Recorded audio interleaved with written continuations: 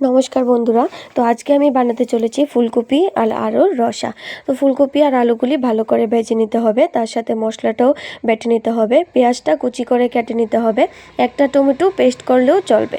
তো প্রথমে পেঁয়াজ কুচিগুলি দিয়ে মশলা বাটাটা দিয়েছি, তারপর হলুদ আর নুন দিয়ে দিয়েছি টমেটো পেস্ট। তো মশলা বাটাটার মধ্যে দিয়েছি আদা বাটা, রসুন বাটা, পেঁয়াজ বাটা, কাঁচা লঙ্কা বাটা, আরও একটু সামান্য পরিমাণে কাশ্মীরি লঙ্কার গুঁড়ো।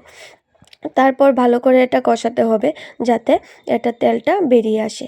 তারপর ভাজা ফুলকপি আর আলুগুলি দিয়ে দিতে হবে।